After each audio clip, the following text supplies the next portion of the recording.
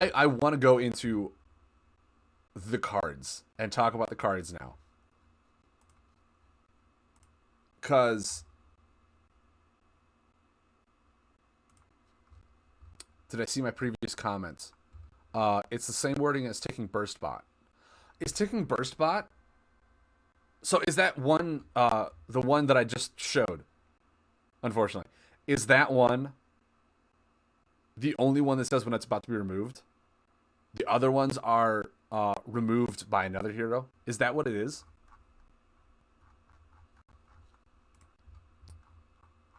I'm gonna go see if I can find it real quick. Chronobot is when it's about to be removed. All three have the same wording. So, Burstbot, Chronobot, and Healbot all have the same wording now. Wait, why did I think that? Why did I think that Healbot was removed by another hero? Is there another buff I'm thinking of for tech when it's removed by another hero? It does something, or is there something? Maybe it's the Storm, the Hulking Charge Claw. Is the Charge Claw what I'm thinking of when it's removed by another hero? Is that what I'm thinking? Because I know there's a buff that says when it's removed by another hero, it does something to them.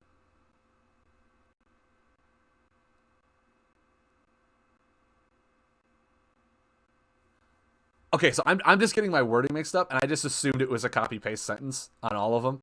Never mind. If Healbot is when it's removed, then that's awesome. Then yeah, all these ticking cards, I cannot wait to try out a ticking deck. My the ticking deck looks like it's going to be a lot of fun. But yeah, I could have swore there was a card that read if it's removed by another hero, it does something to them. I could have sworn there was something like that. Maybe I'm wrong. Maybe I'm wrong.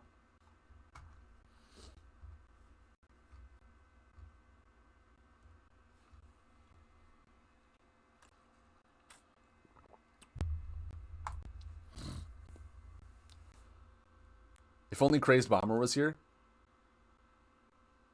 Yeah, I think right now, a buff removal like Crazed Bomber would be amazing. And that's what I'm really hoping that they'll start doing.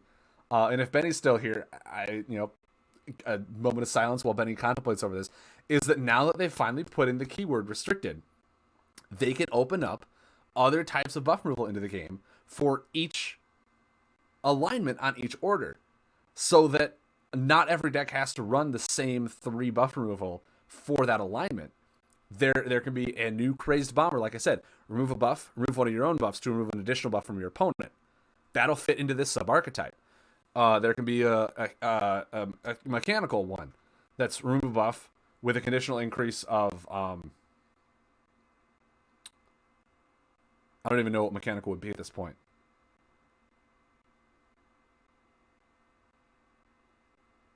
I really don't know, because the time one is just deal 1 damage to yourself.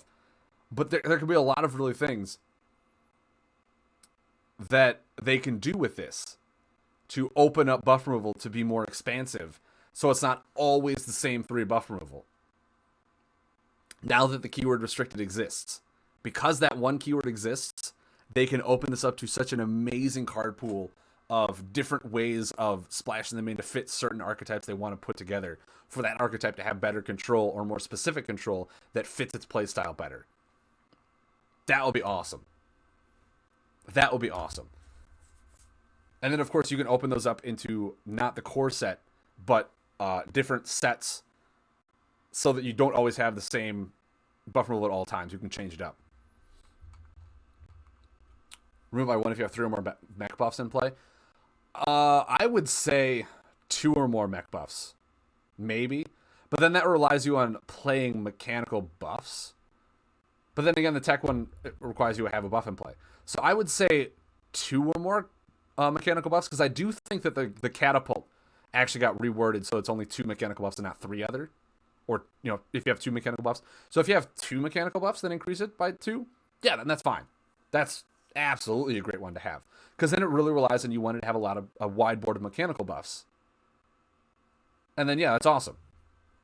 Otherwise, it's just 1. But yeah, I think that would be great. You could run like 2 of those, and then if you really want, you could run 1 Hammer Down, because Hammer Down can always be increased to 2, whereas the other one relies on you having multiple cards out. Like, that could be a really cool incentive to play different types of control in your deck. Like, yeah, these two really well with the archetype, but they're not always going to meet that specification. So I want to make sure I have one in there that is always going to be good for 2 removal, like that kind of thing. That could really open up the window to how decks are built as well and going into this play style. So thank you for making the restricted keyword. Now feel free to open it up for different types of buff removal to be put in. That would be awesome. And then you can make them defend and attack, so you can get around their whole, like, cancel the next attack, or you can't attack me. It's like, well, I'm not. I'm defending you with my buff removal, like that type of thing. So a whole lot of options that can be made now, and I'm super excited for the advancement of this game now that they've added in more keywords, more mechanics. Doing that opens up a variety of advancement and card types. Onto the new cards that we'll be getting. Diving Corvid. 4 healing. If your last discarded card is Gravity, you may return 1 action buff to your hand. I mean, this looks pretty cool.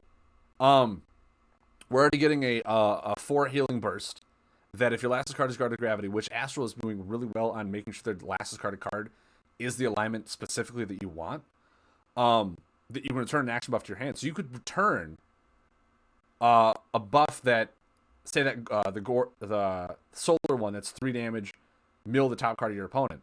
Return that to your hand, lay it again. There you go.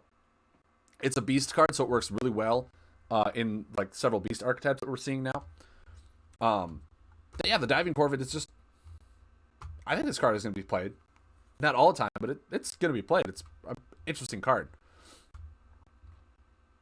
The Loyal Furhorn to it, though. I'll have to see what Loyal Furhorn is. That one is just... Is that the 3 damage? If your last discarded card is a Chimchu, you can return an action buff, I think is what it is.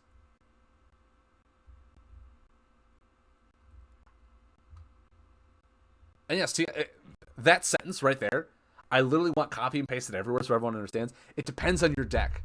And having that sentence determine your cards is amazing. And that it depends on your deck. It literally means, yeah, there's several different ways to play this game now. It's not just, hey, I need healing. Okay, here's a Dusk Feeder. It's the best healing. Why choose anything else? Right? It depends on your deck, which means not all decks will be the same. That's so good. Yeah, Diving Corvid could be good in certain circumstances, or Loyal Furhorn could be better. That's the thing that I love now, is that we're finally getting the use of that sentence, is it depends on your deck, of whether or not it's better to play this over the other one. It means that the decks are going to be so much different, and I can't wait for that.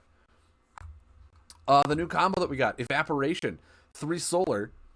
At the start of your turn, if your last discarded card is solar, deal damage to your target. Otherwise, if it's lunar, rotate this 1 step backward without triggering its effects. That's nuts. That's nuts. So you can go 4/4. And then you put lunar on top so it goes back. It just restarts itself. Then it does 4/4, and then goes back. 4/4, and then goes back. Like, that's so good.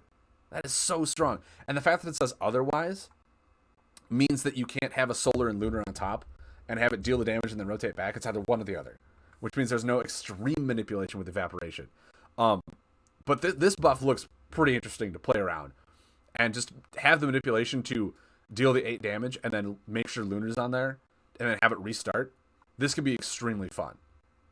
This could be extremely fun. Put Tusker on top, yeah, right. 6 damage, 6 damage. Then put a Lunar on there, and then put Shadow in there. So you put Tusker back on top. Doom. Put Lunar on there.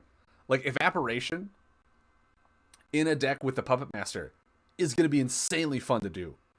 It's going to be insanely fun to do, because you can always manipulate the top card of your discard pile with the Puppet Master. That Puppet Master is going to be such a fun splash card to put in to make sure the top card of your discard pile is always what you want it to be. So with Evaporation and that, yeah, Starhorn Tuskers on top for the end of my turn. Boom, boom. Now put Lunar on top. Send it back.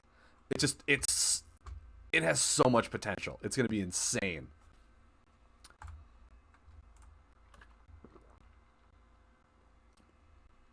And then the Masquerader Archie. If your last discarded card is also considered to be with the same element as your leftmost buff, in addition to its regular elements, that's just really good. That's just really good. Especially now we're getting some of those artifacts that stay there, and just on their square corner just stay there. Making sure that is one of your leftmost buffs could just be insane. Like if your lastmost buff is, or lastmost card is a solar, and just have that solar buff out there, you can get a lot of really fun things like Sunhugger increases with solar. I think that the Moonbeat Corvid does damage if it's solar. Like Masquerader Archie is a really well designed hero for Astral because of how many interactions it deals with the top card, and being able to control the top card of your discard pile's element is huge for Astral. And I think this is just going to be a lot of fun to do.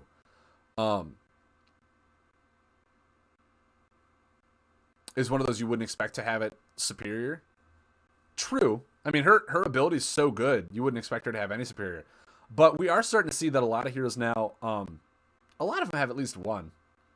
It's very rare that you'll have one that's no superiority.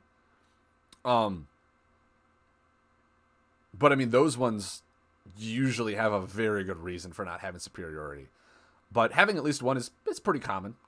And having an ability like this, where you just get to manipulate it, I mean, it definitely with Solar manipulates it in being a very aggressive style of deck. But I love this hero. I think this hero is going to make a really fun deck to play around. Especially, like I said, if you splash Shadow in there. And, because, I mean, think about this. If Puppet Master is your leftmost buff, then every single card counts as Dread. And then you can play the Dread Astral hybrid combo. Whenever you use an ability, if the top card of your discard pile is Astral, and if it's Dread, it does things. Having Archie be with that alone makes it so they're both Astral and Dread. Like, that's insane. Dreadful Hour. Thank you, Rocket Star. That's just insane. That Archie can be a really fun Dreadful Hour deck. Or it can be just a really fun, make sure that, like, Solar's always on top, or whatever you want to do. There's a lot of things you can do with her ability that opens up a lot of different play styles. Something like the Dreadful Hour. S-Stars, were you just saying that? Oh, you were just writing something like that. Yeah, like there's so many fun things to do with her that we're not going to see the same deck come out of her. We're going to see several different types, which is awesome to see from these heroes. I think, yes, there should be some heroes that definitely have like one really good archetype, and that's solely based on their abilities. But with her, it opens up the avenue for several different decks to be played around with her, and that's really cool. I love that. The Skull Smasher. First of all, everyone was like, I love the art in this. I 100% agree. This is so cool. Corners 1 and 2, after you take damage on your turn, reduce all other damage received by reduce, and then damage your target. Skull Smash is just really fun. It really prevents those ping style of decks. It's kind of like a pseudo Wall of Bones for the first two corners. It's the buff version of Storm Shell. Yeah, exactly. It's a buff version of an item that we got so good had to be taken out for the next two turns. Just the fact that it's also an Umbron card means there's a lot more of these Umbron families that are starting to come up with to make an Umbron style of deck somewhat more viable. And then, of course, it's 5 damage on the third corner. Yeah, damage prevention, damage. That's fine. I'll take that. Oh. Sorry, guys. I don't know why I'm so yawning. Unhallowed Vestige. 6 damage when this is on the top of your discard pile. Deal 2 damage to your target at the start of your turn, and increase your healing received by 1. Once again, a card that is great when it's on the top of your discard pile. Manipulating this with Shadow Puppet for Unhallowed Vestige is really good. Just putting it on top. Okay, all my damage is increased by 2, and all my healing is increased by 1. I mean, let's not just call the fact out that run this in an Abyss deck. Just, why not, right? But yeah, Unhallowed Vestige, I think could be a lot of fun. We have been seeing. I'm trying to think. What's that poison one that's double poison, and I want to say it's death. That's 8 damage, but while it's on the top of your discard pile, reduces your opponent's healing by 3. It's kind of like that.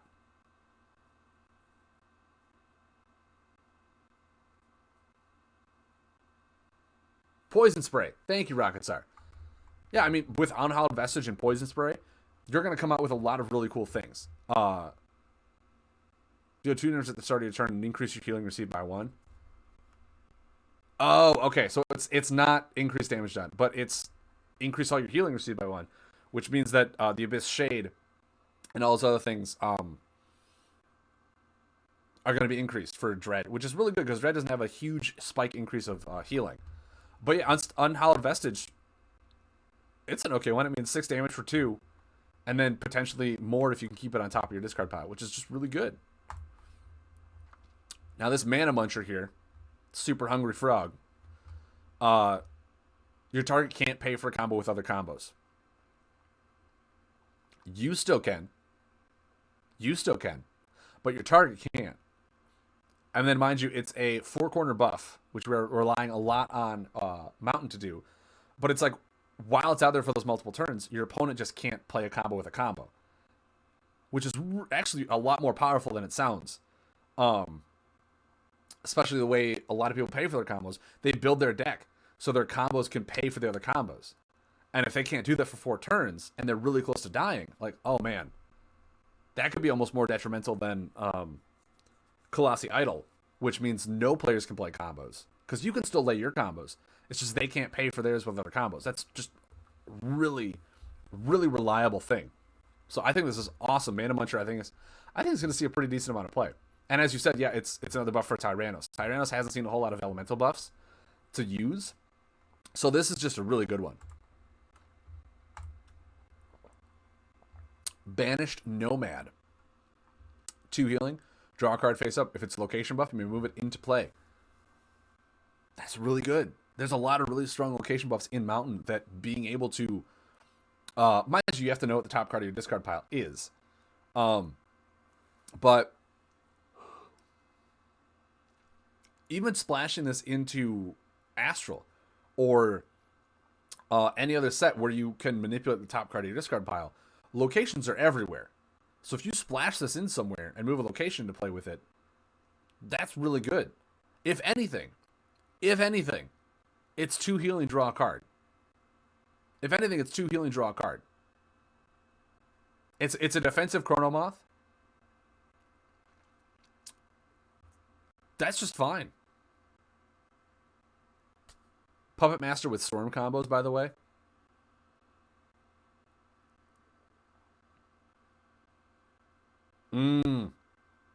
Yeah. With Bug Riders and everything. Yeah.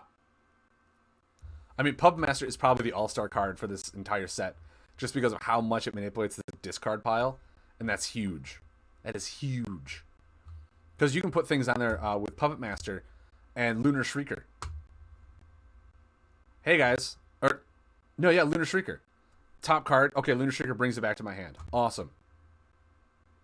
I get to choose which card Lunar Shrieker brings back. That's so good. Yeah, it's going to be so good in everything. It's not even fair. What are some other things you can do? Let's just talk about Puppet Master, because that's probably an all-star card. That card should be a rare of how good it is. Now that Shadow already splashed into everything, right? Because why not?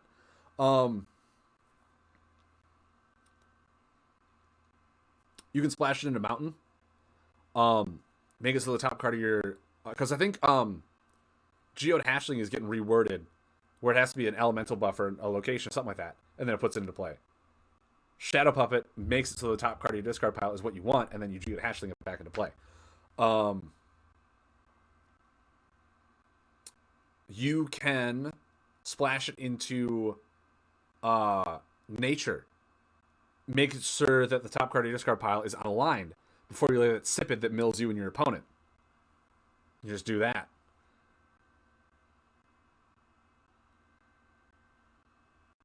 2 attack if it's an elemental buff movement. Yeah, exactly. Like there's so much that has to do with the top card of your discard pile in almost all elements now that Puppet Master is going to be splashed in. Probably one of the most commonly splashed in ones of all that they're going to do. And it's going to be nuts. And yeah, Dread has a million ways to abuse it. Of course it does. But Dread isn't the only order that can abuse it, which is what I'm saying. But yeah, Puppet Master, I'm already going to go ahead and say is like a 5-star card without even knowing what all the changes are.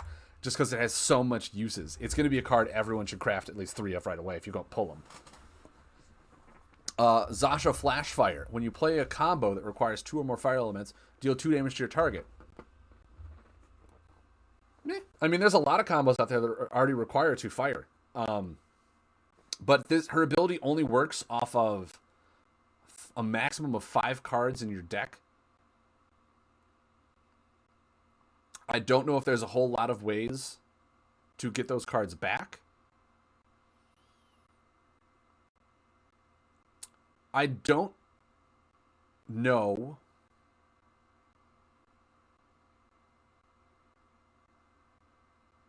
I missed a card? Oh, wow, I did. I completely brushed over Rumination. Yeah, it's just a far away of granite. I love the art. 4 healing, trigger the attack, or the effect of a combo attack or defend card in your target's discard pile as if it was yours. I love this one. This is so good. Mind you, it has to be an attack or defend. It can't be a buff. But yeah, if someone just like lays Terrify on you, or pretty much anything, Rumination is amazing. This one, I'm actually surprised this one isn't like a rare. I would love to actually get a developer insight of why some of these cards are the rarity they are. I would love a developer insight on that one, because some of these feel like they should be rare with how powerful and potentially, like, how much potential they have in the game. But yeah, this is insane. I love Rumination. I think Rumination is going to be one of the more commonly played combos of Mountain now. But it would also, like I said, depend on how your opponent plays. So it is reliant on that. But I mean, just think about this. Rumination, after your opponent plays Stormcalling, yeah, I'll get all my combos back too. Thanks, buddy. You're the best. Like, Rumination is just, there's a lot of really fun things you can do with it that I'm super excited for it. And then, yeah, Zasha Flashfire. That one, I'm just like, I mean, it's potentially an extra 10 damage from your hero power. And there's a lot of other heroes out there that already do more than 10 damage with their hero power. If it was 3 damage to your target, then maybe. But otherwise, I don't know. She doesn't scream, yeah, this is amazing. It's just that, like, you want to build the deck around here, you're going to have all the double fire combos you can. And then it's just an extra 2 damage when you lay a combo. So you're building more of a combo-centric Mountain deck. I don't know.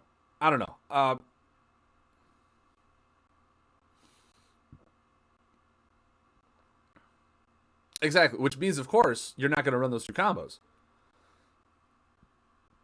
You're not going to run them. You're going to run Inferno. You're going to run the triple fire one. You're going to run the new 4-cost that's double fire. Like, there's a lot of really good combos that are double fire that you're going to run over those other ones. And you're just going to try and aggro them out. So that's kind of why I'm like, she's an okay one. She's nothing that's going to break the bank like Arky. But I think she fits pretty well in the Mountain aspect, where Mountain has always been, if you lay a certain combo, do something else. But it doesn't feel like she should be a rare, is what I'm saying. It feels like she should be an uncommon with her hero ability. I don't know. Barkback Pincher. At the start of your turn, deal 2 damage to your target. Reduce damage received from attacks by rotation, and when you take damage, rotate this 1 step forward. I think a lot of people made comments how this is just a pseudoly worse Mantic's Hatchlings, because it deals the same amount of damage too, and it's a clunky corner, so it stays there. But this one is, first of all, it's a forest one, and it's a bit of damage reduction from attacks, not buffs. But it still rotates out quicker than Mantic's Hatchlings. So I'm sitting here like, yeah, it kind of feels the same way. But this is more of a defense included.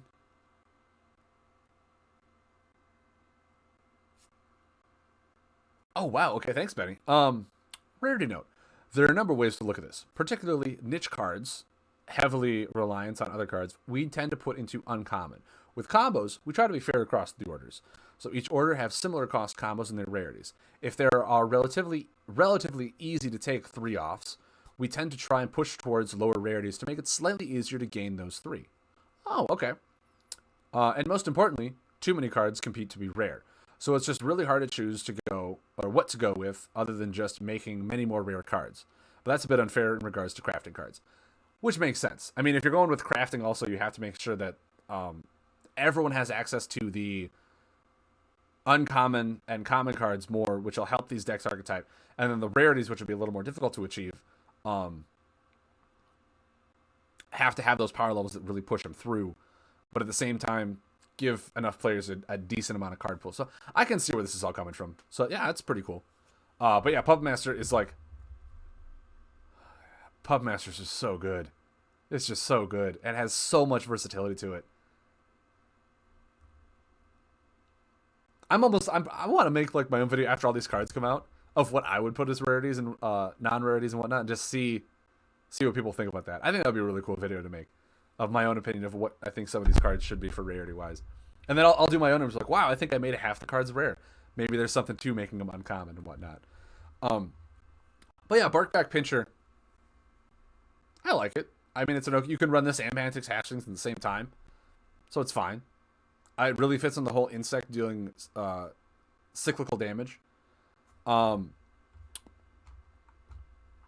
not upset by it. It's fine.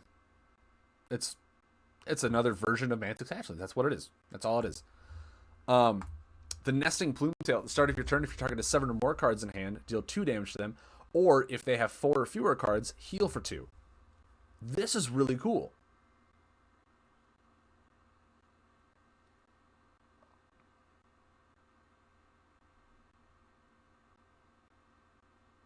That makes a lot of sense too.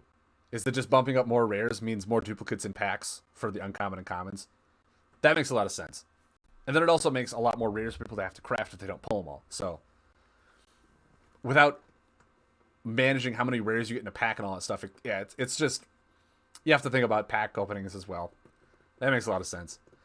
But, yeah, Nesting Plumetail, just the fact that it's a buff is insane. Like, so it just sits there. And your opponent has to manipulate their hand size to be anywhere between... No, it has to be at 5 for this to do nothing. At all times. No, 5 or 6. 5 or 6.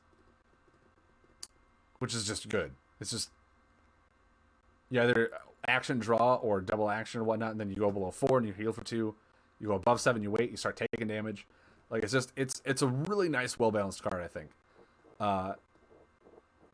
Yeah, Nesting Plumetail, I think, is going to be a really, really good card. And the fact that it's forest means that obviously it can't be run to Fairpang. Bummer, but I love it. I love Nesting Plumetail. Sudden Growth. Reduce damage received by rotation. At the end of your turn, you may move 1 action buff from your hand into play. I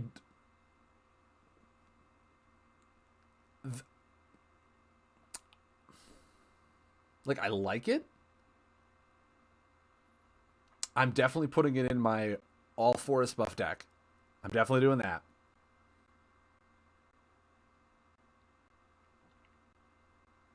Question is, after you pay for a 3-cost combo, if you don't pay with another combo, how many buffs do you still have in your hand?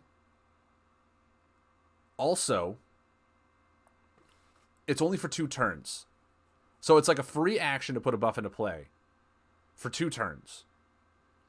If it was 3 corners and the damage reduction was a little less, I could see it being a little more viable for 3 turns. It's kind of like Restoring the Echoes. for 3 turns you get to put stuff into play for free, but this is only 2 turns.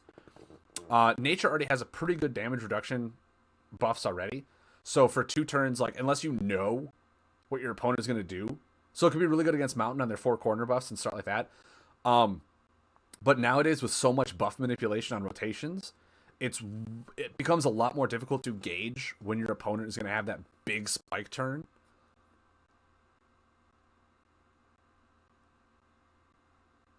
I don't know. Especially if we already got cards like that, the Soul of the Forest, where you get to move 3 different action buffs into play with 1 action card from your deck itself.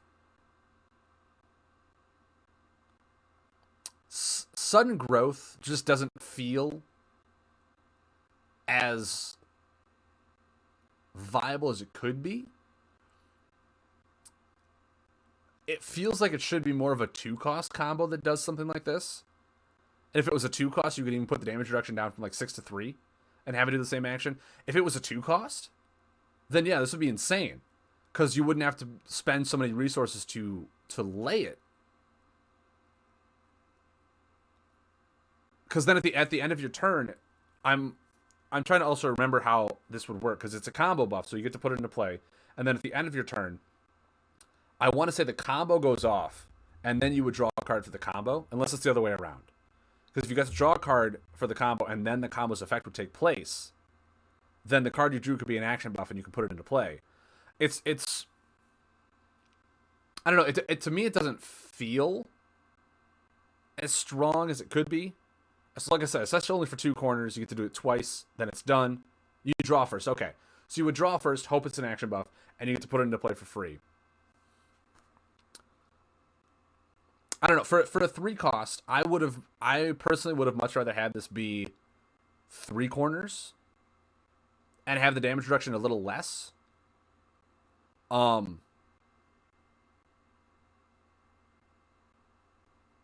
Even for it to be like a 6/4/2 for damage reduction, and then you get to put a combo or a buff into play for free on that.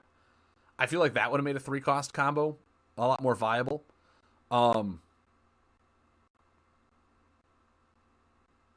Yeah, I mean, it all depends on how rapidly you need to get buffs on board in a nature deck.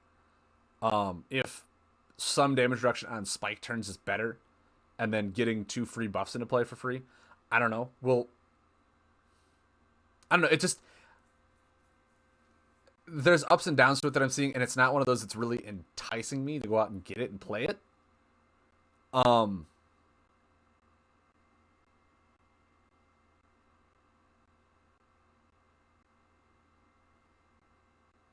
Yeah, that's my thought on it. Kind of how Rile Up was. Like, yeah, you get to move Creeble cards to your hand, but then it all depends on your hand to have those Creebles to deal the damage. This is like, yeah, you know, I spent 3 forests to lay this card. Now I have to have those combos in hand that I want, or the buffs in hand that I want to play. And if I just spend all my forest cards doing that, I hopefully have more animal buffs to put into play or something. Because if it's a 3 forest, you would assume that your deck would be a more forest buff centric thing. Access deny, hello. So that's kind of where I'm like, I would have much rather had it be 3 corners to get more turns out of it. But we'll see. Because as we said, you at the end of your turn, you could just draw your cards, and then this effect would come into play. So the cards you draw, you could put into play for free. Maybe that's how you should think about it, is just lay this on a turn where you're going to pass, draw. At least for 1 turn, and you draw a really good buff and put that into play. But I feel like there's so many ways that nature has of cheating out buffs already with action cards that a 3-cost combo that only does it twice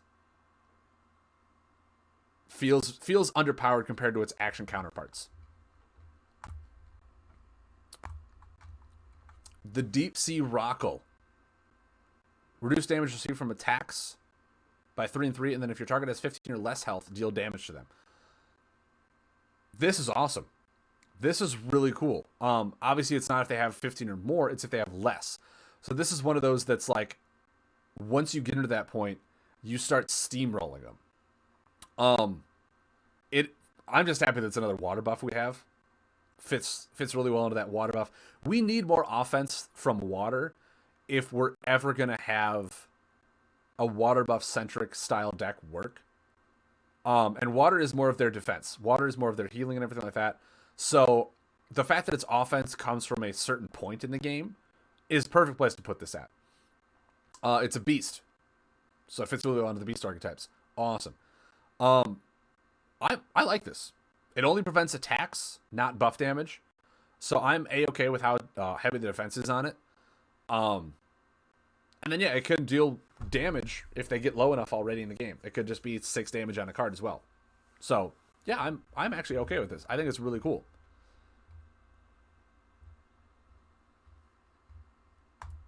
The diving Creeble. I do too. I do too, TS. I want to make that card so good. It's so difficult. It's so difficult to do. Spitfin Collector. 2 healing. If your enemy has 5 or fewer cards in their hand, draw 2 cards. That's so good. I mean,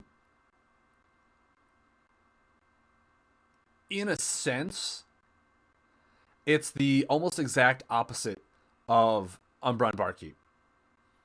Where if you have less cards than your opponent, you draw 2, same amount of healing. But if your opponent's hand is smaller, then you draw 2 cards.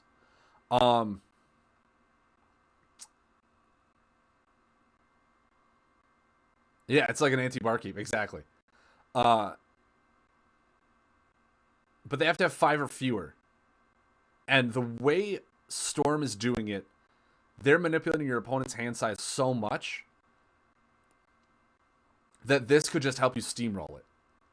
Like, your hand size goes down, mine goes up while doing things. I think Spitfine Collector is going to be a really strong card.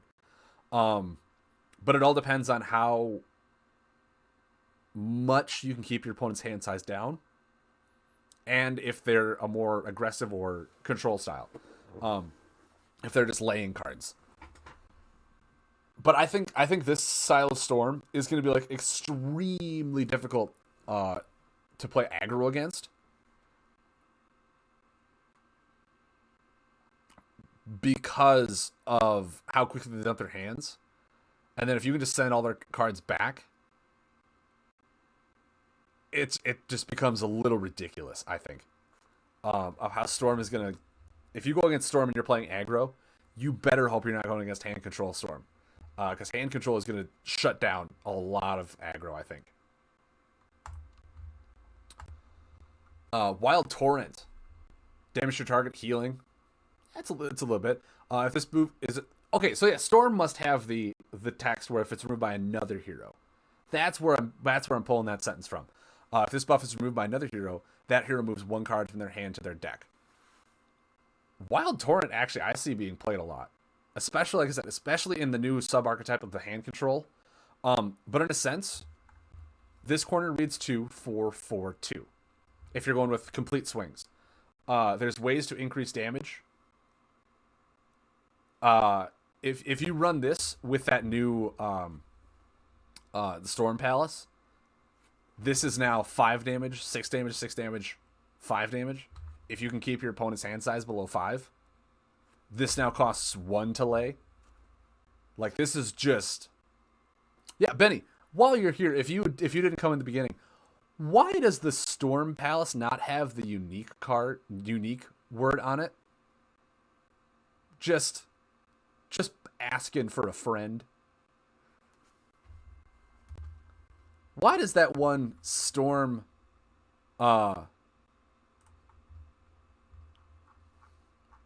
did someone share it so I don't have to reopen that thing back up? Skyhall. Why does Skyhall not have unique?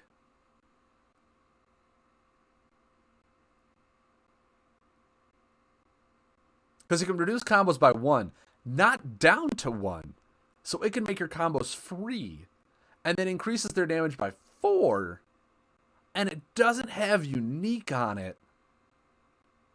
I feel like Skyhall is going to be busted if it doesn't have unique on it, with how much you're getting. Just asking for a friend. Just,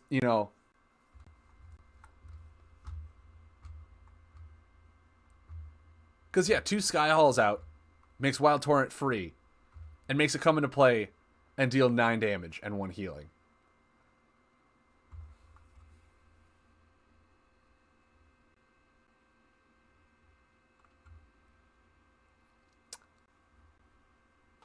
Without trying to sound like I'm abolishing responsibility, Chris and Carl playtested that a lot and assured me it was fine. All right. Well, Chris and Carl, I assure you that I think Sky Hall is busted. I think Sky Hall is a card that needs unique.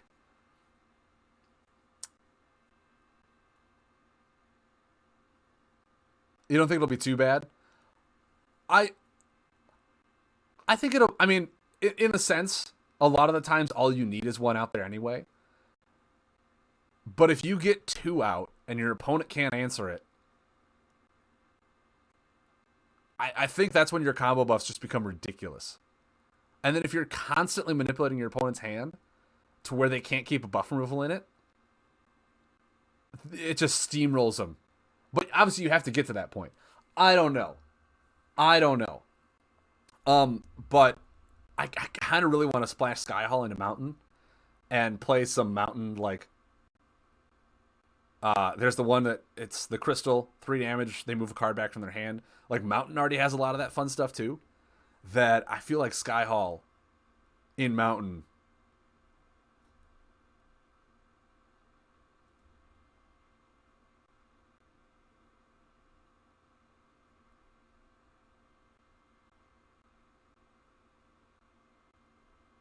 Okay. So of how quickly they can get back up, then yeah, it's fine. I'm just sitting here going like, man, if you have 2 of those out there and your opponent's like, I really want to kill you, but if I drop below 5, I'm just dead. Like, that's where I'm like, wow, this could be broken. But we'll see. Maybe it doesn't matter because you're only going to have 1 at all times. But I feel like if you have 2 out, your opponent just looks at it and goes, what is going to happen to me now? Yeah, because Mountain already has a lot of ways to move stuff back. Crystallizer, Inertia, Lava Bouncer. I think there was one... There's another one that it's they move their combos back from their hand. That isn't Inertia Meddler. There's several cards in Mountain that also move cards back as well. But yeah, I'm definitely gonna try Sky Hall on a lot of things. Scrying Crystal, that's it. That's the one I'm thinking of. But yeah, there's a lot of things that I'm just like, Sky Hall is one that I really want to try out to see how busted I can make it. Probably won't be as busted as I'm thinking, but I just feel like it would be.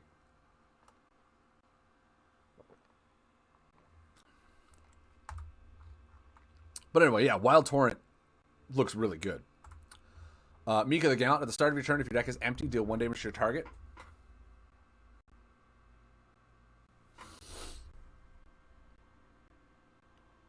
This one at the same time is a meh.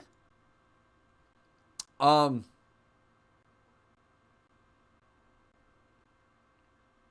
don't know how often or how plausible it is for Storm to get to an empty deck check.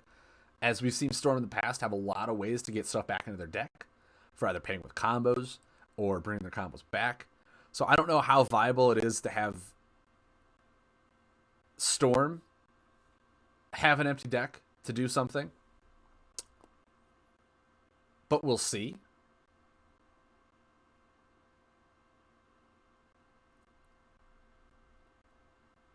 Oh, she is now 2 damage. Gotcha. Okay. Then having her... Then yeah, that makes a little more sense. Because yeah, 1 damage after her empty deck, it's like, well, that's not much of a clock race, is it? To have this help you get to the end.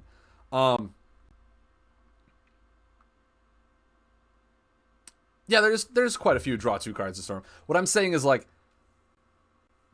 the draw 2 cards are fine. It's just how much are you actually going to be at the empty deck check when her ability is going to matter. Because a lot of the times you're going to blow them up before empty deck check. Or if you get down to empty, there's several ways to rebuild your deck back up. Um, if nature becomes meta, then yeah, they're gonna mill you out. There's a lot of things that nature can do. Um, the air insectoid does it now. Oh, really? That's pretty cool. It's one of those things that I don't see empty deck checks in Storm ever being a thing because of how good they are at refilling their deck with things from combo payments and whatnot.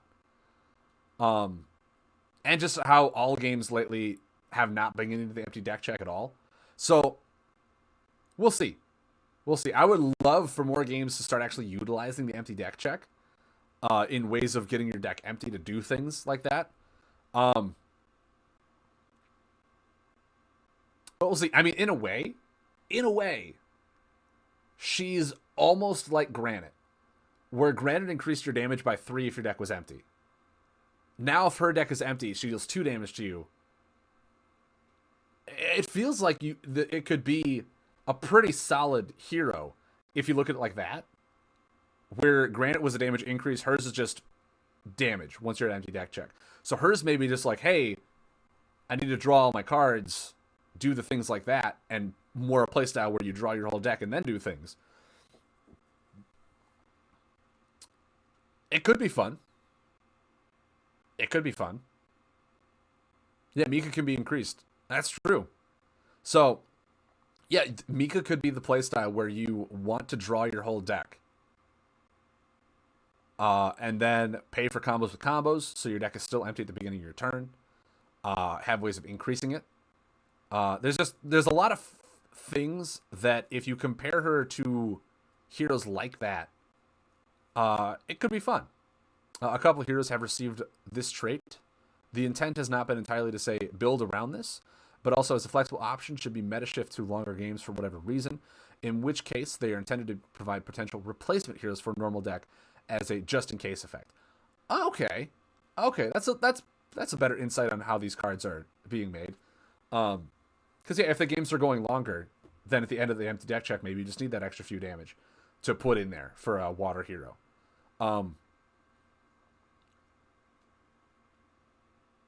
Anti-nature draw hero here. I mean, like I said, I would still love an insect self-mill. I think that would be awesome. Kind of like how Golgari does in Magic, where they self-mill and then utilize their graveyard. I would love that from insects. I would love that so much. But yeah, Mika the Gallant, I guess first impressions didn't give me the wow. But if you compare her to other things like where you could put her into an archetype like I did with Granite and just draw your deck and do things that way, then yeah, she could be fun. She could be really interesting to play with. Especially if your entire card is in your hand, then you just lay a card, 2 damage extra and all that stuff like that near the end of the game. And she is water, so you can kind of heal and wait till you get to empty deck check and then utilize her and play like that, like how Granite did. But yeah, I think there's a lot more potential there than I first saw. And it's all how you look at the hero. So yeah, I'm actually kind of interested in seeing how that goes off and how that plays out. Taking Chronobot, draw 2 cards. When this is removed, deal 2 damage to target. Yeah, I cannot wait for the ticking style deck with the ticking Healbot, ticking Chronobot, and the ticking Blast Bot or whatever it's called. Heal, deal, and draw, and then sacrifice them. That's awesome. I'm gonna love trying to build a self-sacrifice tech deck. I think that's an amazing archetype that I cannot wait to test out. Now we go into the Titan Max Forced. Rotate all your action buffs 1 step forward to deal 8 damage. That's just nuts. First of all, double explosive. So it already pays for almost all of the more commonly used combos out right now. House pay for Piston Punch too. Like, it's just Titan Force or Titan Max Force is gonna be a very commonly used combo in tech. And the fact that it rotates all your action buffs 1 step forward is nuts.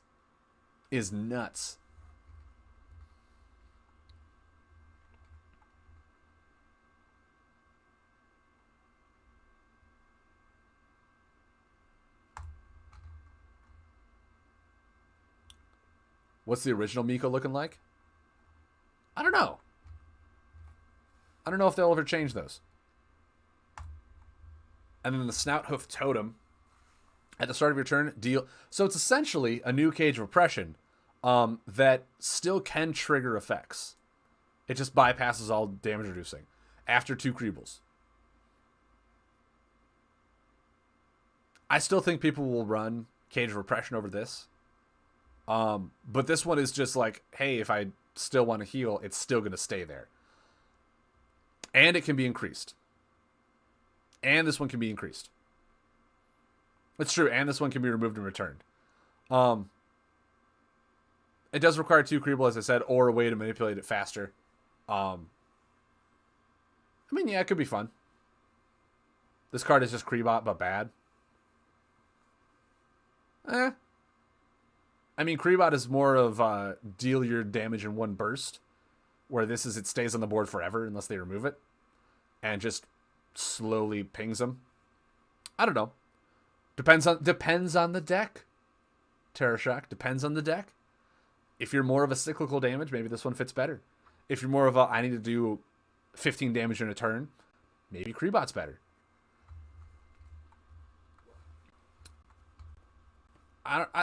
Snout Hoof Totem, I mean... Oh, the Cabal Sorcerer? Yeah. But maybe you're playing Mountain. You can't run that in Mountain. You can just run this. It's fine. It's a relic, too, so there's a lot of really fun interactions that relics can have. Yeah, I mean... It's an okay one. Obviously, it's going in a Creeble deck. It's not going in every deck. So we'll have to see if it finds a home or if it's just too slow to really run in those Creebles type of decks. Because a lot of Creeble decks have become more aggressive at this point. So we'll see if the cyclical damage is necessary in a very aggressive style aggro Creeble deck. We'll see.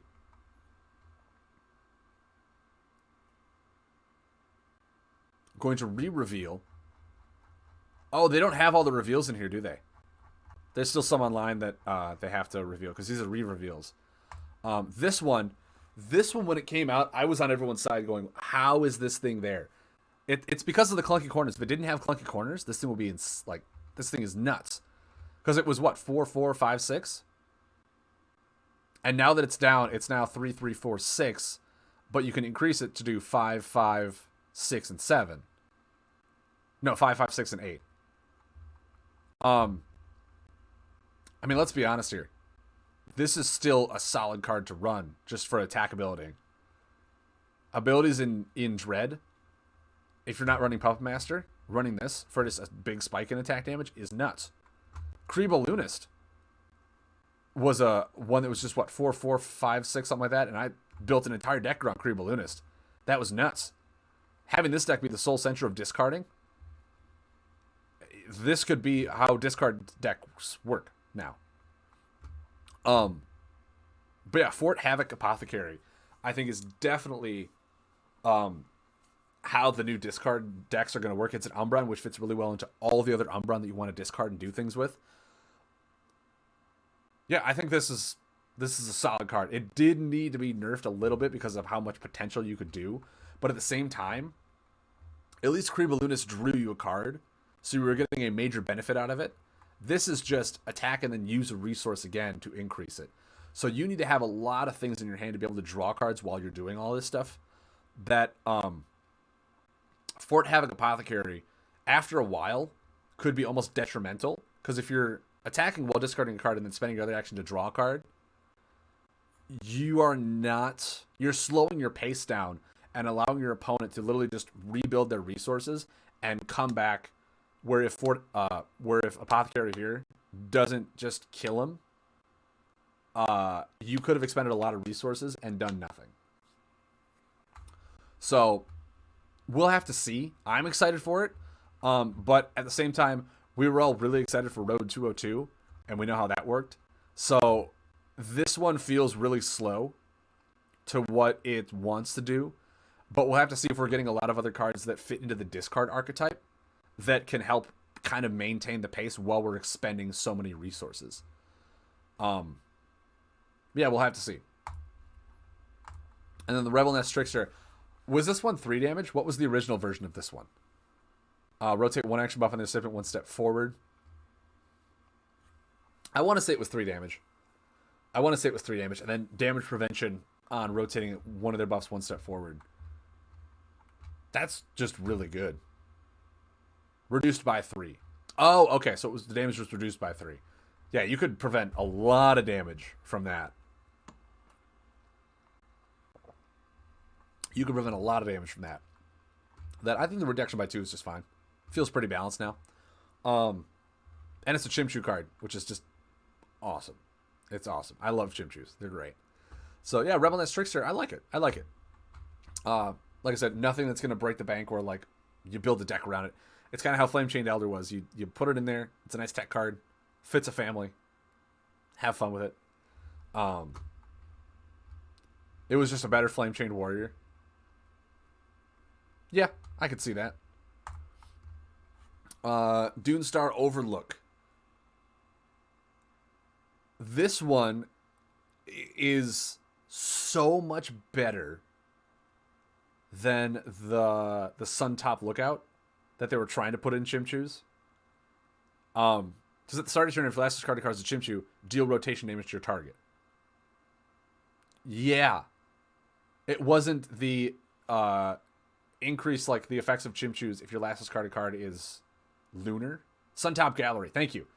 Yeah, this one, like Suntop Gallery, it tried to do it, but it really only worked with like one Chimchu specifically. And that was the one that was like heal 2, deal a damage, and draw a card. Like it really only worked with that one Chimchu. And it relied you to have a Lunar on top beforehand. This one is just, if it's a Chimchu, deal 3 damage.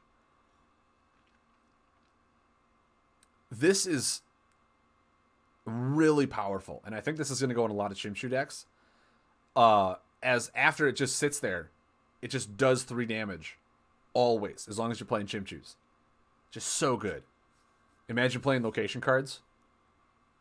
I mean, Blastbot, with how strong location styles are coming, I would almost say that Blastbot, if you even reduce the damage, people would still run Blastbot.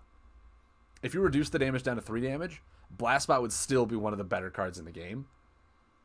Just because it removes such a very strong support family that we have right now.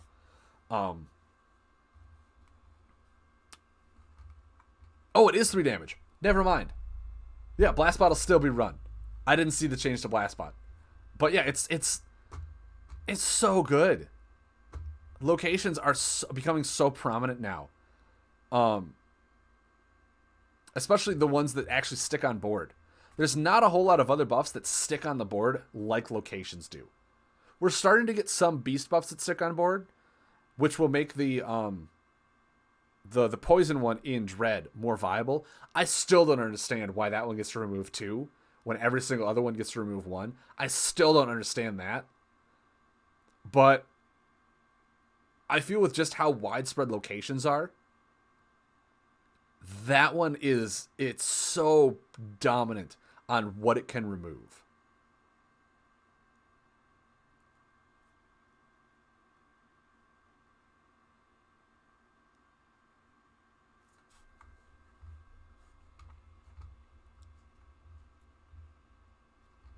Benny's posting Suntop Gallery on Discord.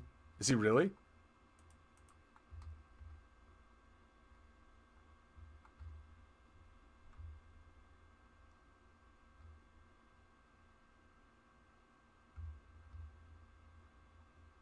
Increase damage and healing down by Chimchu cards by 2 if your last discarded card is gravity. That's a much better Suntop Gallery. That is a much better. And Crude Exterminator, 4 damage, remove 1 beast buff from the recipient. That's the thing. I would still be okay if those family specific ones were only 3 damage. I don't feel like they need to be 3. They need to be 4. I still feel it's fine because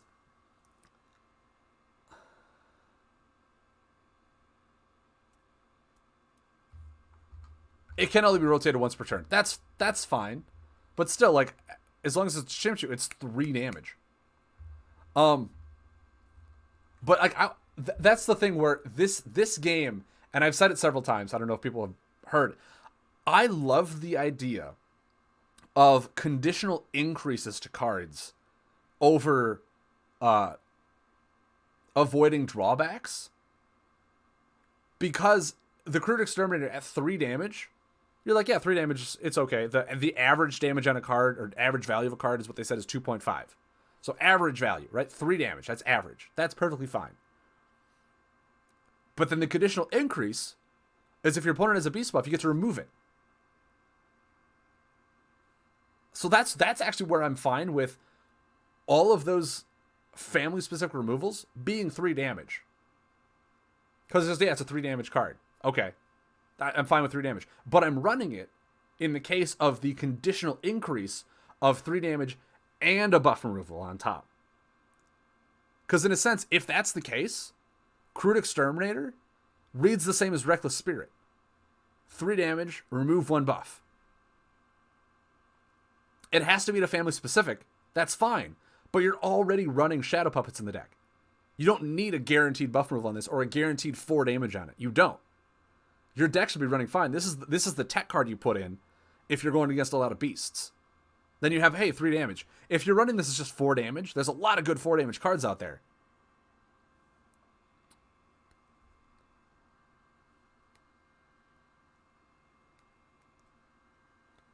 But yeah, that's where I'm fine on these family removals. Is if their base is just 3 and they have the conditional increase to be better. That's why I'm okay with them being 3 damage and then have the conditional increase to remove a specific family buff. With how common beasts are being shown and how common locations are being shown, that's where these support families can come in and really, really help. The Hive Flusher, that one I'm okay with being 4 healing and removing insect, just because insect buffs are not that prominent. Otherwise, I'd be okay with it being 3 healing. If insects were more widespread outside of nature, then yeah, you could say, sure, 3 healing, remove a buff of a specific family order. Make them more around the same style of what Reckless Spirit was. Because that card was always run. Not just because it was buff removal. But yeah, Crude Exterminator being 4 damage, I don't know why I don't know why that got increased. I really don't. Cause the what is it? The Loot Snatcher is only 3 damage, remove a buff from your opponent if they have 4 or more on the board. That card I see being played a lot more now. That card I can see being played a lot more now as we're going very wide on boards with all these permanent buffs. Is Loot Snatcher is now going to be a really strong card to put in your deck. Like at least 1 or 2 of. And that's only 3 damage. And I would still run that because it has the potential of removing a buff. That the conditional increases is really what I like about this game over the avoiding drawbacks, which is what I really hope for in the kind of what they did with Fumbling Alchemist. 4 damage with a conditional increase of discarding a combo to increase it by 2. There's the same type of card in Dread that's 6 damage, discard an action card. If that card is 4 damage, discard an action card to increase this by 2. That card would be amazingly better for playstyle because you wouldn't always run it, but it would play really well into the new discard archetype they're trying to run. With a conditional increase. That's what I really strive for in this game, is the conditional increases over the avoiding drawbacks. Because I feel like the avoiding drawbacks are a lot easier to do than trying to meet that conditional increase. And that's where you really get the variance in power level on cards. Is a way to increase it to the next level of being a better action card in certain circumstances compared to other cards. Yeah, Crude Exterminator, I don't know why that got buffed to 4 damage. I really don't. I would have been fine with it being 3 damage, removal 1 beast buff. I would have been A-okay with that. But yeah, Suntop Gallery actually looks like it could be viable now, as it's increased by 2 if it's gravity. So putting the Suntop Gallery in an Archie deck, in a Chimchu Archie deck. Yes, Witch Doctor is the card I'm thinking about. Terra Shock. But yeah, with Suntop Gallery in Archie to make all your buffs or all your top cards gravity in a Chimchu deck like that, that's where you start opening up Archie's play style into many different archetypes as opposed to she really has to funnel into this one deck is what makes her good. You can experiment with her, and that's awesome to see. So the buff to Suntop Gallery is amazing. That's amazing to see. But yeah, Dunestar Overlook is just so good. As long as it's a Chimchu, you deal 3 damage to your target. That can be increased. So, like, what? Like, that's nuts. The Night Frost Tunnels. When you get attacked, the attacker removes 1 card from their hand to the bottom of their deck. If your last discarded card is Solar, heal for rotation.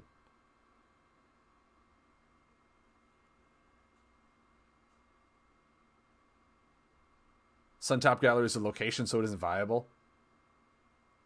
I don't know. I mean, I'm going to try and build a Suntop Gallery deck with Archie and play a Gravity or a Gravity Chimchu deck. I'm going to try it. I think it'd be a lot of fun. Just getting all my stuff. It almost becomes a permanent observatory. It becomes a permanent observatory for your Chimchus.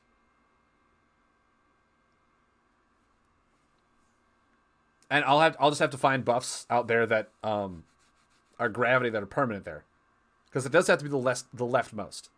So as soon as that one goes away, Suntop Gallery goes, and then all your cards are considered solar on top. In which case, now you need gravity again. Well, the thing is, it only rotates if you get attacked. Or no, it rotates if your last discarded card is solar.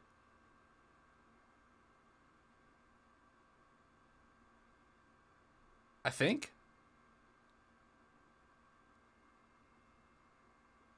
Because the rotation for the healing, it rotates when the condition is met. And the condition is if your top card is solar, heal yourself. So that's when I think it would rotate. Otherwise, I think it just sits out there. And whenever you get attacked, they move 1 card from their hand back to their deck. As long as this is out there, it always happens. Unless that also triggers the rotation.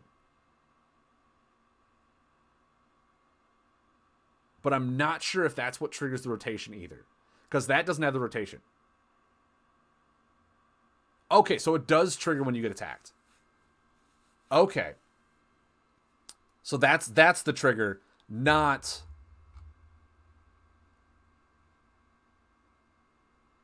Oh, and if your last discard... Okay, so I didn't read the word and. That one should be like bolded. So yes, and if your last card is solar, then it heals you. So the trigger is being attacked, not if your last discarded card is solar. The one word I apparently glanced over was and. That makes more sense. But still, aggressive mill, putting cards back into their deck, beautiful. I'll take that any day of the week. Night Frost Tunnels, I am looking forward to running that card. And then the Chimchu Sleepover, adorable it is. And of course, this is a permanent buff that sits there. That's gravity, based on Chimchus. This with the Suntop Gallery just looks really good. Corner 1, store up to 3 Chimchu cards in your discard pile under this card. So you lay it, you store 3, then it rotates. Or is it, because it's from your discard pile. Or unless it just stays there. And then once you play a card in your Chimchu, it goes to the discard pile. Then it goes under this for 3. Then it goes here. So I assume it only rotates once you get to 3. And if you lay it and it goes to 3 right away, then it goes to the clunky corner. And then I can play one of them without consuming an action. I'm assuming any time, unless it's at the beginning of your turn. Because there's not an ability trigger that does that. So I'm assuming that you would have to click on the card to play the card. Because if there's not a trigger, like an attack ability, I'm assuming it's a way to get rid of Dust Town Assassin, so you can't play 2 of them in a turn. But it doesn't say when I'm able to do it. I'm assuming they're just like considered in my hand, and I can play them whenever.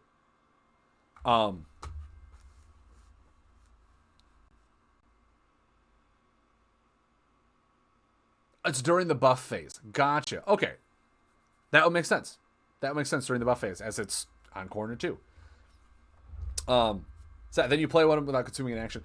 That's just really good. That's really good. Because if it's during the buff phase and you have a lot of buffs out there, hey, guess what? I'll store the Chimchu that is like 3 damage when it's on the top of my discard pile. It's considered all effects. And then all of your buffs go. Then the rest of your buffs go on the board. And that one is always on the top. That's just really good. The Chimchu Sleepover has a lot of potential. I'm super excited for this. As it is only 2 costs, really easy to play. Put Archaeologist back with it. Because, I mean, think about this. Oh no, Burn, you can't rotate back Burn. So you can't Archaeologist this. Okay, that makes more sense. I was like, if you can just Archaeologist with the Sleepover, that's nuts. That's nuts. But you can't rotate back a Burn. So, that makes more sense. But yeah, I think this card is really fun. Chimchus look so much fun now. Mysterious Ooze, unique, finally. When any of your cards are discarded by a card effect, deal damage to your target. Yeah, I am always going to be loving the extreme, the discard archetype for Dread. I think it's an amazing one.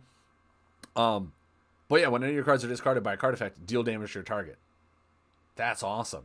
By you or your opponent. Amazing. I cannot wait to see this deck go against like an aggressive mill and just have Mysterious Ooze be played, and you're like, well, shucks. Oh, Archaeologist doesn't affect combos anymore. Good to know. Good to know. But yeah, I think Mysterious Ooze is going to be amazing. If not simply for the fact that it really helps flesh out an archetype that's already been there, that just needed to be pushed over the limit, and Mysterious Ooze is definitely going to do that. Dread and then Umbron, especially if Umbron is going to be the much more discardy archetype centric, then yeah, Mysterious Ooze. Because yeah, Mysterious Ooze, along with the Apothecary, is just nuts. Because 3 damage, discard a card to increase it by 2. You discard a card, so it does an additional 3. This is where that really helps ramp up and get value out of everything. Because that'll be 8 damage on the first quarter for discarding a card. And then you draw a card, 8 damage, discard or draw a card, 8 damage, discard, draw a card. It's just, Mysterious Ooze really helps flesh out the whole discard archetype that they're fleshing out. And I think that's amazing. I think that's amazing.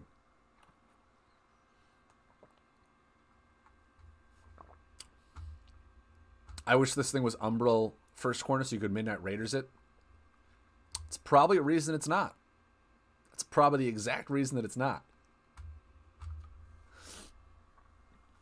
But I mean, you don't need to go full in on it. You can use Eternal Hunter to rotate this right away. No, because I think it was said you can only rotate the corners once per turn.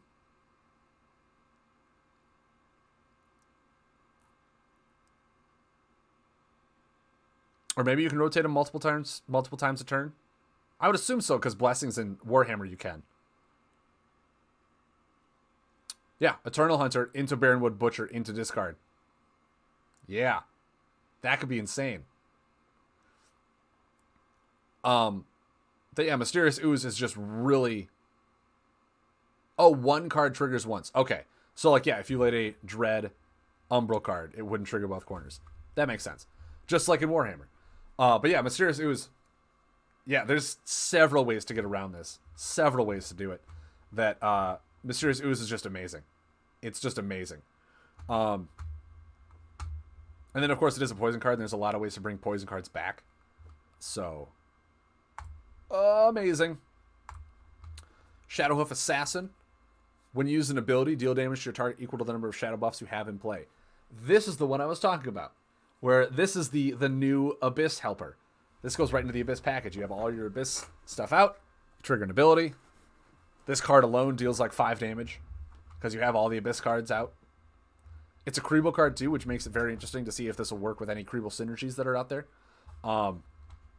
But Shade of Assassin, yeah, it's going to go right in with the already well-established Shadow Buff decks. And that's what it's going to happen to.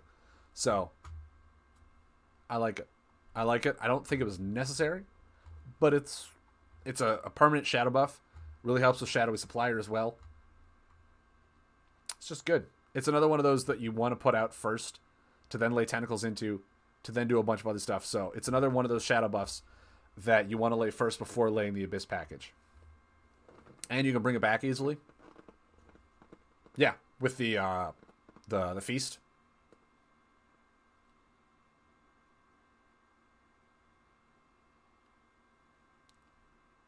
Can take a moment to consider Spirit of Forest with this in Abyss. Yeah. Okay, I'll move 3 different into play. Okay, Shadehoof Assassin. Well, no, because they're all technically moved into play at the same time, kind of how Sicario was.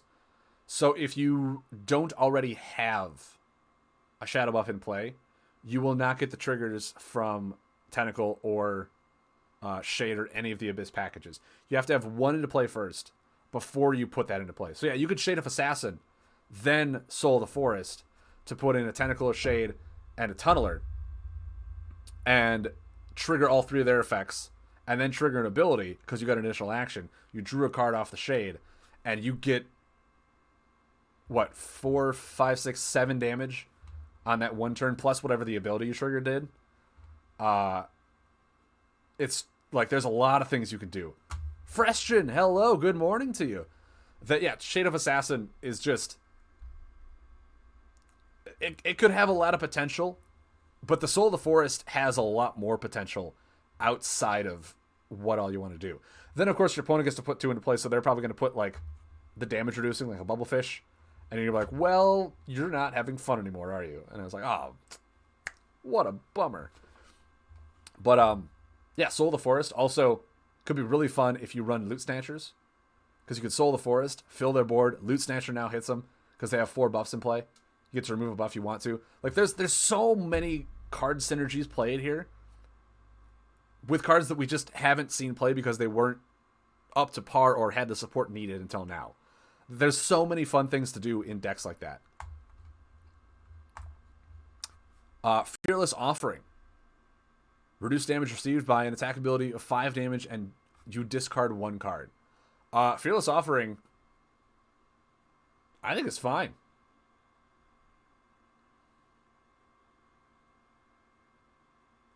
Why do they have to make it unique?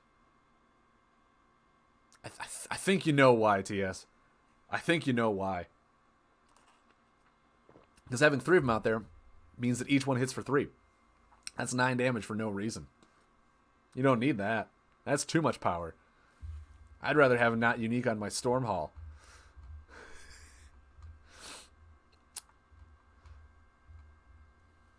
It's a worse Rock Fists. I mean, essentially yes. Because Rock Fist deals damage back when you get attacked. This is all damage prevention, so it does include buffs. But you're mostly going to want to run this in a discard deck. You're mostly going to want to run this in a deck where you can really utilize the discard. You're probably not going to run this in every Dread deck. And that's fine. This is one of those buffs that you will play depending on the deck. And that's where these 3-corner and 4-corner combos, in my opinion, should be leaning towards. Is there shouldn't be there should be like 1 4-cost combo that is just really generic, fits really well into it. All of the rest of them should be starting to lean more towards an archetype that really help flesh them out. Or at least like half of them should be leaning into certain archetypes. So that every deck doesn't run the same 3 or 4 combos and then 1 combo makes it different. There should be a lot of variance in how these combos are worded and how they play so that different decks can be made. Because the combos are really unique and really interesting. And if all you're doing is running the same 4 combos in every deck, then what's the point? I want to see my combos really push together my deck archetype to the next level, as opposed to just always running Planetary Alignment, or always running Inferno, or always running Shattering Blast, or whatever the tech one is.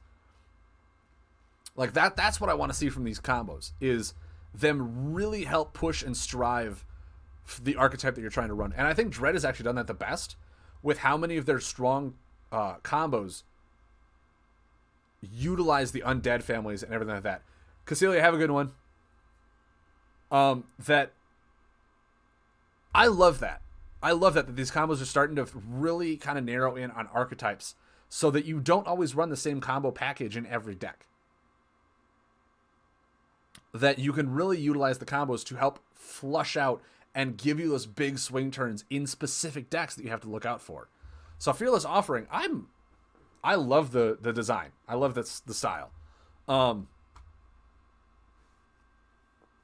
probably would have loved it more if it said like reduce damage, attack ability to be like 4 damage. You may discard 1 card and move 1 action card from your discard pile back to your deck.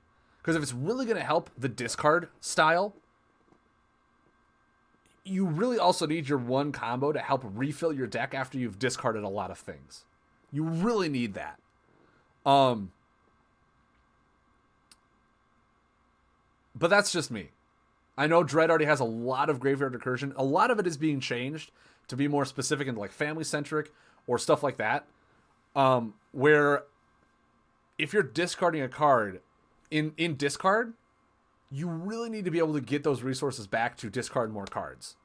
So having a combo in some way be able to return cards to your deck is going to be really helpful. But then again, doing that would mean that everyone runs that in Dread and just gets a massive graveyard recursion, and that becomes a staple combo to be played.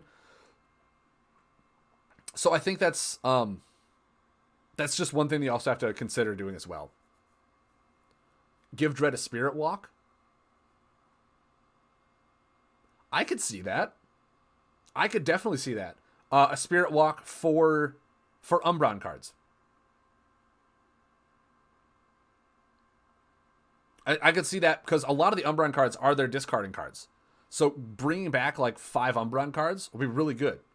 Mind you, like Shadehoof Scapegoat and the Gut Belcher, I think are Creeble, which you can bring back with the feasts. But a lot of their cards that make you discard are starting to become more Umbron.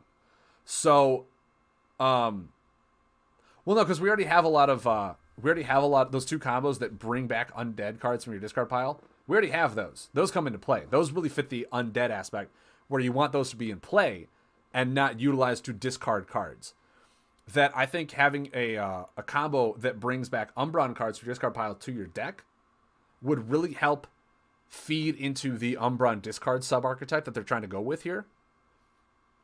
Because there is Graveyard Recursion for undead. Now we have it for Creeble.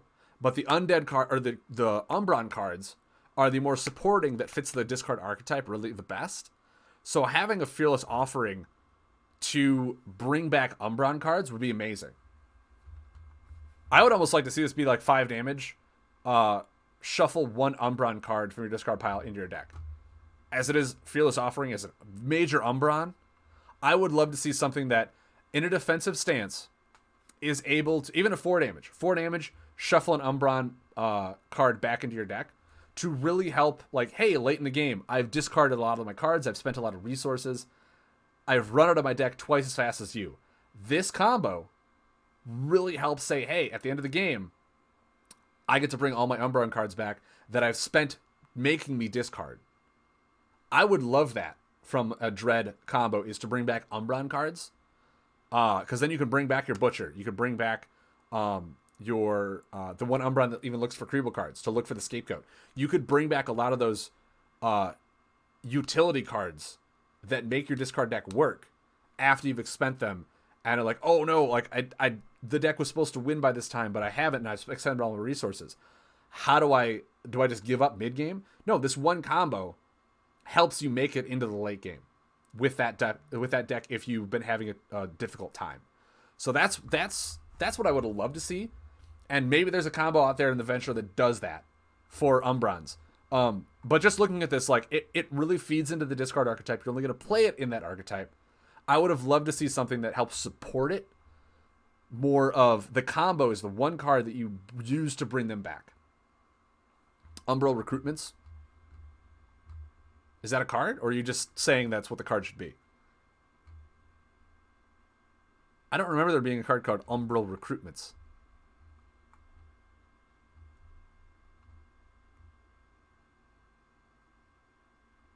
Move all discarded Umbro cards to deck. Draw 3 cards. Discard 2 cards.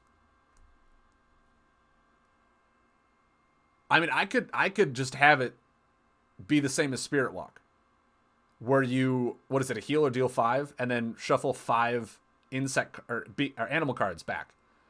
It's something like that, where it just shuffles 5 Umbron cards back into your deck. That's it. 4-cost combo, shuffles 5 Umbro cards back and does something additional. Because there's already a lot of Creeble recursion with the feasts to bring 3 Creeble cards back. Just a card idea. Oh, okay. No, I mean, that works really well. Fits into the discard archetype. Move those Umbro cards back. You draw 3, but then have to discard 2. You can discard some scapegoats, do some other things for the discard archetype. That could fit really well. Yeah, I mean, that would be really cool. Have a really good 5-cost combo, or a 4-cost combo, that really only works in the discard archetype and nowhere else. That would be an amazing card. Spirit Walk is move all animal cards back, draw 2, gain additional 2. Is it really all of them? I thought it was just up to 5. Is the 5 like the 5 damage or 5 healing that I'm thinking of? But Spirit Walk moves all the animals back? Really? I think Spirit Walk initially should be a family, like move all your beast cards back, not just an alignment. To really help the beast archetype being fleshed out, not just animal cards.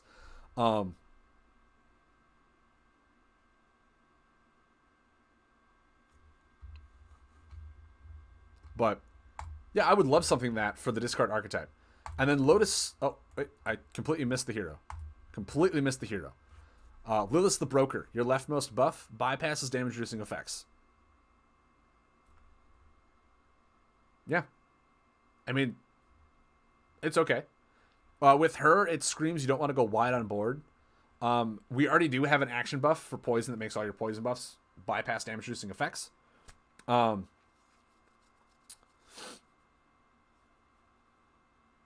Lilith the Broker just makes it so your leftmost one always bypasses them. I could see her being a fairly aggressive style one. Yeah. She's fine. She's nothing really to scream at, but making it so your leftmost just sits there and your opponent can't do anything to prevent the damage, that could be really good. That could be insanely good.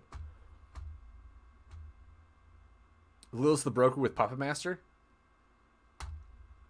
I mean, I don't think the 2 damage, you could put something better there. You could Lilith the Broker and put a Hungry Behemoth there. Splash Animal in so that you have a 5 damage attack ability that just goes through all damage reduction. Like, there's better options. Combo buffs can bypass. That's true, yeah. There's a lot of utility here. And just because, like, it's generic in the way of how the game interacts, but not overpowered, kind of how Archie is, where it utilizes specific placements on board, your board placement, to then get the conditional increase to do something else. There's a lot of really fun interactions you can do with that. And this one, the board placement gets the conditional increase of reducing, of bypassing damage reduction effects. That's why I love conditional increase in this game, guys. That's why I love it so much, is because it relies on you setting up your board in a specific way to get to that awesome stage. It's not just, yeah, I did this. Okay, I've avoided the fact that I have no hand, so now I can lay my cards that make me discard cards without doing it. Like, that's nuts. Yeah, throw out Venom Veins. So even if your opponent attacks you, the damage coming back to them is bypassing. Like, it's just really good.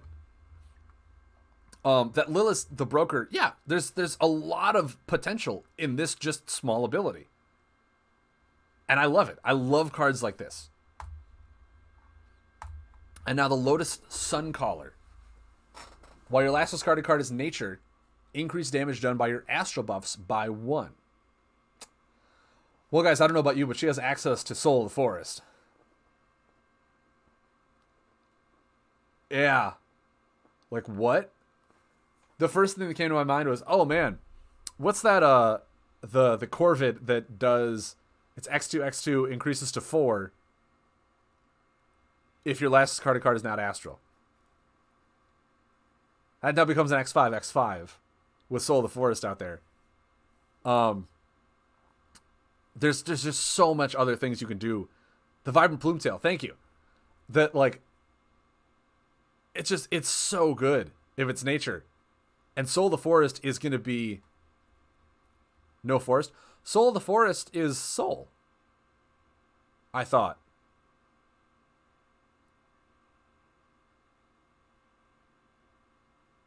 Yeah. Soul of the Forest is a soul card. So putting 3 Astral buffs into play and Soul of the Forest being then on top, Lotus Suncaller is going to be nuts. Oh, sorry. No, Soul of the Forest.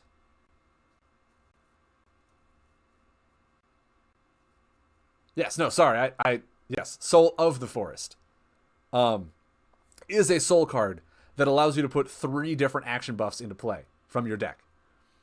So you can just go ahead and stockpile whatever you want for damaging four corner buffs with Vibrant Plume-tail and something else, and just have them just go on a nuts spree.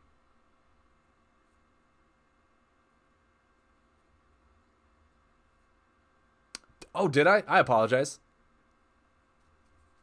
I probably said if she has Soul of the Forest and access to it.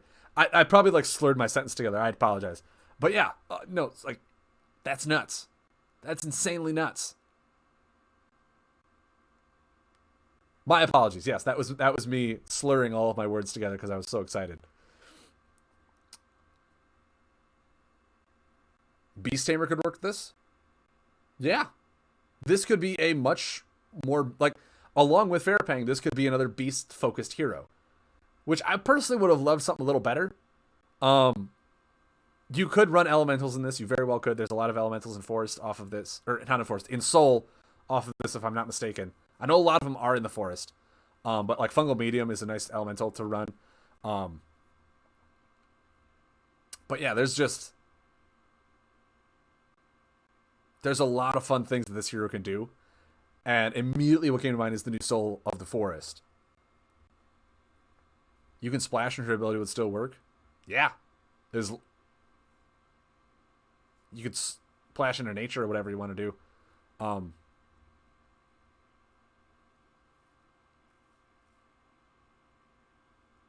I don't know why you would splash insect swarms.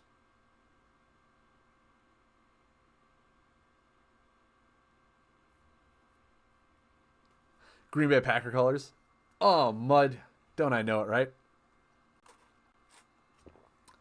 I don't know why I would splash insect swarms, as the astral buffs are what gets increased.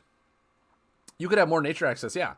I'm just more like just looking at her ability, and it has to be a nature in your discard, and astral buffs get increased by 1. But I mean, yeah, there's a lot of fun and just really nuts, interesting things you do. She also has access to Citadel Musician to increase all damage and healing by 1, and that's a soul buff. So you can put that out there, increase all that stuff. Have Citadel Musician go to the discard pile. All your astral stuff is still increased by 1. Like there's a lot of things that Lotus Suncaller has potential and access to that I'm like super excited for her. I'm trying to think of other 4-corner buffs that you can lay. The Sunplane Charger. The one that's a 4-corner, 5 damage, get initial action on its 4th corner. That one. Dawnstalker requires you to have solar on top, so I wouldn't necessarily say it's good for this. But I mean, you are running solar and lunar, so you could definitely run Dawnstalker. Because of Lunar Shrieker. Oh, I didn't even think about that. That yeah, you could Lunar Shrieker back the Soul of the Forest for Dawnstalker to hit for 10. Oh, that's nuts. Yeah, that's nuts. And also Moonlight Burrower is a lunar card that gets an additional action, and you can just look for a card that you want. Yeah, that's That's pretty good. And now we're getting a lot of cards in Soul that allow you to draw cards when your opponent does stuff. So Lotus Suncaller could be one of the better heroes that we're seeing come out of this, just because her card pool right off the bat is just really good. Soul of the Forest into Lunar Shrieker, into Soul of the... Well, you can't lay Soul of the Forest twice. You can't lay the same card twice in a turn. But if you could, that'd be nuts. Get 6 buffs out in one turn. Into Reckless Spirit, into Midnight Bloom. Yeah. Yeah, Midnight Bloom is a really good combo for her. Oh, next turn. Yeah.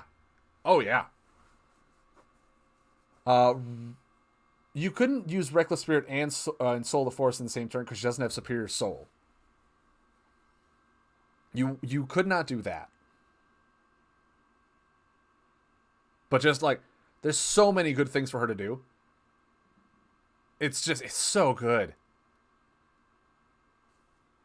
That yeah, do it the turn after. Yeah, I mean, like, her turn synergies are going to be insane. And she's going to empty her deck out so fast. And of course, with her access to these two, she could also just be a really fun a really fun mill archetype as well. With all the mill that we're getting out, obviously you can't include gravity unless you splash it in. But Soul already in itself has those the Sipids that self mill. Like there's a lot of things that Lotus Suncaller can do. She can be a beast, heavy access one. She can be a self milling or new milling. There's so much possibilities out of her. New Snowcast Elder gives you an action without stat restrictions, so technically you could have Superior Soul if you wanted. Wait, what? It seriously gives you an additional action without restrictions? Are you for real?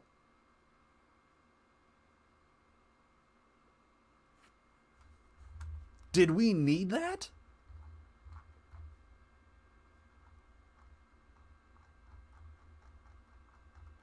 Did we need that?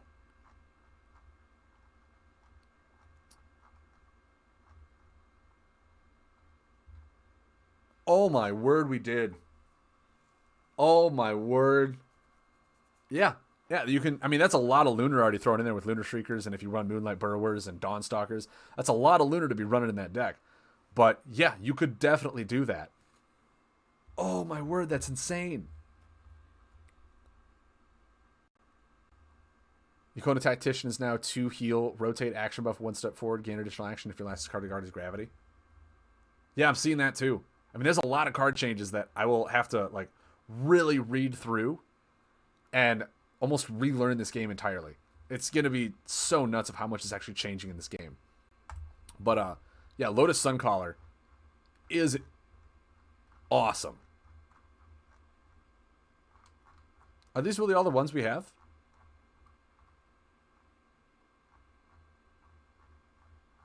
We're still waiting on today's reveals.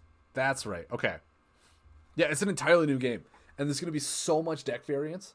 Like, every day I'm going to try out new decks. And there's going to be an abundance of them. It's going to be amazing. Can scroll through the card changes if you want. I might have to do that. I might have to just bring this over and just scroll through these current card changes.